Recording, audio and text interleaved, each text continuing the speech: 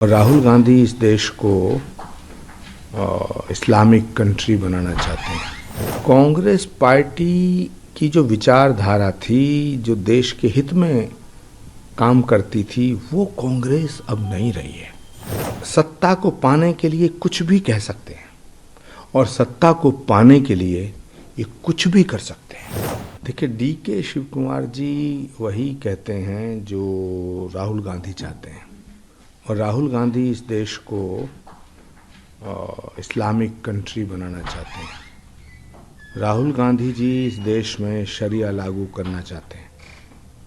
अगर राहुल गांधी जी DK शिव कुमार जी की बात से सहमत नहीं हैं, तो फिर उनके खिलाफ कार्रवाई करनी चाहिए, उन्हें नोटिस देना चाहिए। लेकिन राहुल गांधी जी चुप हैं, खामोश हैं। इसका मतलब है कि बाबा साहब अम्बेडकर के द्वारा जो संविधान रचा गया, जिसमें स्पष्ट रूप से लिखा गया है कि किसी जाति और धर्म के नाम पर आरक्षण नहीं दिया जाएगा, नहीं दिया जाना चाहिए, तो DK शिव कुमार जी का जो बयान है वो बाबा साहब अम्बेडकर जी की उस मूल भावना के खिलाफ है।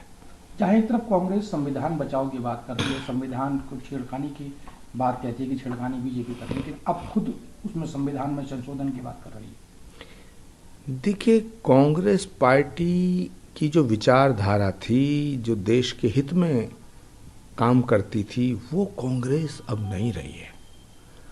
अब राहुल गांधी जी और उनके चंगू मंगू और चपड़ कनातियों की कांग्रेस है, जो टोटली एंटायर गैंग वामपंथी हो चुका है और अराजकतावादी सोच, जातिवादी सोच उन पर हावी हो चुकी है। सत्ता को पाने के लिए कुछ भी कह सकते हैं और सत्ता को पाने के लिए ये कुछ भी कर सकते हैं। गुरुजी, अगर बात करें महाराष्ट्र की, औरंगजेब, कभी राणा सांगा को लेकर विवादित टिप्पणी सबसे ज्यादा महाराष्ट्र से आ रही है, क्या वजह मानते हैं इस चीज के लिए और कौन जिम्मेदार है इस चीज? देखिए, महाराष्ट्र की भूमि शौर्य की भूमि है, त्याग, तपस्या, बलिदान, महात्माओं की, ऋषि मुनियों की भूमि है, छत्रपति शिवाजी महाराज की भूमि है, संत तुकाराम की भूमि है, ज्योतिबा फूले की भूमि है, बाला साहब ठाकरे की भूमि है। उस भूमि से जब से इनका कब्जा हटा है, तब से ये तड़प रहे हैं। ये महाराष्ट्र पे कब्जा करना चाहते हैं क्योंकि इनको लगता है कि सारा माल महाराष्ट्र में है,